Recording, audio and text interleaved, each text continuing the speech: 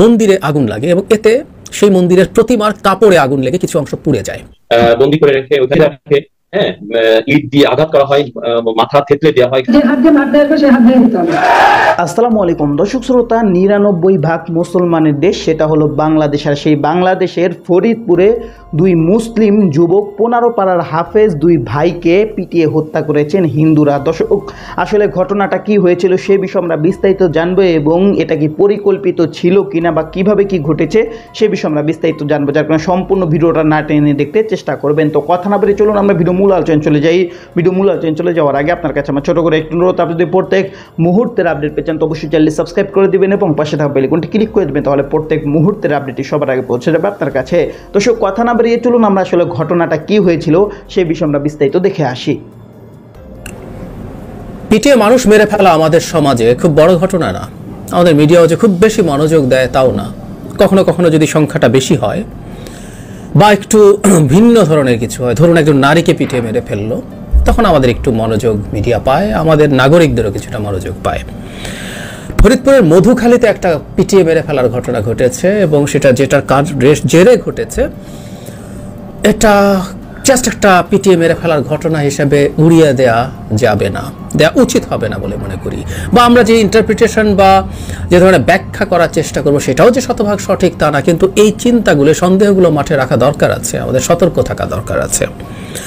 একটু ঘটনাগুলো বলি, যারা নিউজটা পড়েননি, মেইন স্ট্রিমের নিউজগুলোতে একটুতে দেরিতে হলেও মোটামুটি সব জায়গায় এখন এসছে। সেটা হলো ফরিদপুরের মধুখালীতে একটা মন্দিরে আগুন লাগে এবং এতে সেই মন্দিরের প্রতিমার কাপড়ে আগুন লেগে কিছু অংশ পুড়ে যায়। সে মন্দিরটার একদম কাছেই একটা স্কুলের শৌচাগার তৈরি করা হচ্ছে, ওখানে কিছু নির্মাণ শ্রমিক কাজ করছিল, ৬-৭ জন। এই আগুনে পুড়েছে। যখন এই ঘটনাটা ছড়িয়ে পড়ে, কিছু মানুষজন ছড়িয়ে দেয়, ওই যে নির্মাণ শ্রমিকরা ছিল তারা এই আগুন লাগিয়েছে।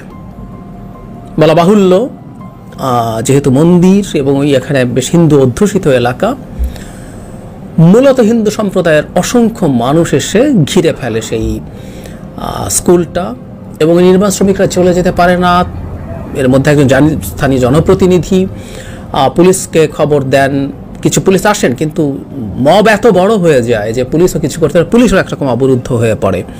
ওই ঘিরে ফেলা মানুষদেরকে বেদম পেটানো হয়, পরে আবার ফোন করা হয়, আরও বেশি ফোর্স এসে শেষ পর্যন্ত পুলিশ শটগান থেকে ফাঁকা গুলি টুলি ছুঁড়ে চাপ তৈরি করে পরে এই আহত ব্যক্তিদেরকে হসপিটালে নিয়ে যাওয়া হয়।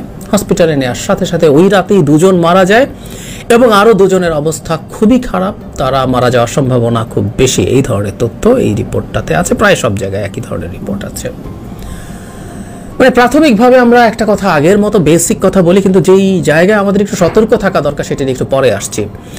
প্রাথমিক কথা হচ্ছে, পৃথিবীতে পিটিয়ে মেরে ফেলার মতো কোনো ঘটনা আসলে নাই, কোনো একটা অপরাধ না যেটা জন্য আপনি একটা মানুষকে পিটিয়ে মেরে ফেলতে পারেন, ফুল স্টপ। এটা মসজিদে আগুন দেওয়া হোক, মন্দিরে আগুন দেওয়া হোক, আপনি যদি হাতে নাতেও ধরতে পারেন, কাউকে আসলে পিটিয়ে মেরে ফেলতে পারেন না। মবের জাস্টিস করার কোনো রাইট নাই। আমি আমার আগের এই গণপিটুনি বা পিটিয়ে মেরে ফেলা নিয়ে অসংখ্য লেখা লিখেছি, অনেক বলেছি। এই কয়েকদিন আগেও একটা ভিডিওতে বলেছি, দেশে বিচারের সমস্যা আছে, দেশে আমাদের মধ্যে নানান রকম অত্যাচার নিপীড়ন নানা দিক থেকে হয়, আমরা অবদমনের শিকার হই, তারপরও কোনো কিছু আমরা মানুষকে পিটিয়ে মেরে ফেলাকে জায়েজ করতে পারে, সেই অপরাধটা যত ভয়ঙ্কর হোক না কেন। আমি মানি মন্দিরে আগুন লেগেছে এবং তাতে দেবীর পোশাক পুড়ে গেছে, সেটা হিন্দু সম্প্রদায়ের মানুষের জন্য খুবই আবেগীয় ব্যাপার, আমি বুঝি ব্যাপারটা, এটা খুব স্বাভাবিক। প্রত্যেকটা ধর্ম তার যে উপাসনালয় আছে, সেই উপাসনালয়ে যদি এরকম কিছু ঘটে সেটা তাকে আঘাত করবে, কিন্তু তার জন্য না এমন কিছু করা যেতে পারে না। আই রিপিট, এটা মসজিদে হলেও একই সমানভাবে আমি ডিনাউন্স করতাম, স্ট্রংলি করতাম। কারণ এর আগেও নানান রকম গুজব ছড়িয়ে হিন্দু সম্প্রদায়, বৌদ্ধ সম্প্রদায়ের উপরে আকছার হামলা হয়েছে তো আমরা জানি। এটা যেহেতু হয়েছে, এটা পাল্টা দিক থেকে, এবং যেহেতু এটা সংখ্যাগরিষ্ঠ মুসলিমের দেশ, সেই ঘটনাগুলোই বরং অনেক বেশি ঘটেছে।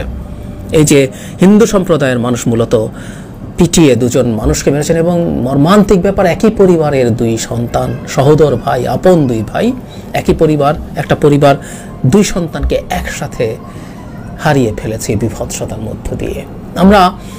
আমি জানি না, মানে মব তো আসলে ভয়ঙ্কর। মবের ব্যাপারে বলা হয় যে আপনি ব্যক্তি থাকেন না তখন, আর মবের একটা আলাদা সাইকোলজি আছে, মবের একটা আলাদা বিহেভিয়ারের প্যাটার্ন আছে। ওই সময় মানুষ স্বাভাবিকভাবে। তো দর্শক, আপনার ভিডিওটি দেখলেন, আর ভিডিওটি দেখে যদি আপনার কোনো মন্তব্য থাকে তাহলে অবশ্যই কমেন্ট বক্সে কমেন্ট আপনার মূল্যবান মন্তব্য জানিয়ে দেবেন দর্শক।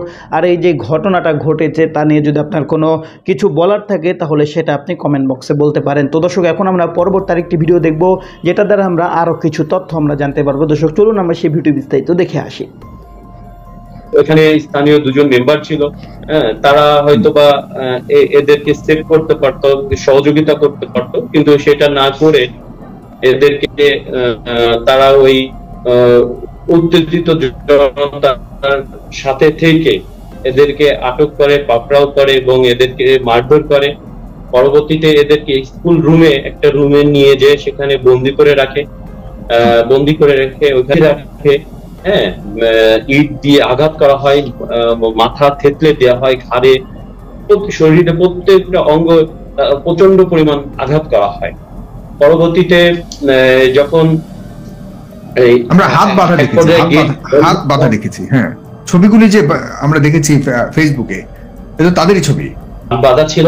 পরে গেট বন্ধ করে দেওয়ার পরও গেট, গ্রিল, বারান্দার যে গ্রিল থাকে স্কুলের, যে বারান্দার গ্রিল, সেই গ্রিল ভেঙে, তার দরজা ভেঙে পাবলিকে আগুন ধরে দেওয়ার চেষ্টা করে। ফরিদপুর জেলার মধুখালী উপজেলায় ডুমান ইউনিয়নে পঞ্চপল্লী গ্রামে এই ঘটনাটি ঘটেছে। এই গ্রামে মূলত সকলেই হিন্দু বসবাস করে, হিন্দু অধ্যুষিত এলাকা। এখানে এই 5টি গ্রামে কোনো মুসলমান বসবাস করে না। তো এখানে বেশ কিছু মন্দির রয়েছে, উপাসনালয়, যেখানে হিন্দুরা তাদের ধর্ম পালন করে। তো এই পঞ্চপল্লী প্রাথমিক বিদ্যালয় একটি পঞ্চপল্লী, ভুলে গেছিলাম, জি, পঞ্চপল্লী এই স্কুল, এই স্কুলের সাথেই একটি কালী মন্দির রয়েছে। তো এই মন্দিরে একজন মহিলা, যিনি হচ্ছে ঠিক সন্ধ্যার সময় এই প্রদীপ জ্বালিয়ে ঠিক তার বাড়িতে চলে যান। তার পরপরই এখানে লোকজন চিল্লাচিল্লি করে যে মন্দিরে আগুন ধরেছে, এই মর্মে। তো এইখানেই এই যে প্রাইমারি স্কুলে কিছু কনস্ট্রাকশন লেবার কাজ করছিল, তারা তাৎক্ষণিক ছুটে আসে আগুন নিভানোর কাজে সহযোগিতা করার জন্য। এবং যারা এখানে আগুন ধরলে যে কিছু লোক এই আগুনটা দেখে তারাই এখানে তাদেরকে ডেকে এনে, এবং যখনই চিল্লাচিল্লি হট্টগোল লেগে যায়, তারা এই শ্রমিকরা এসে আগুনটা নিভানোর কাজে সহযোগিতা করে।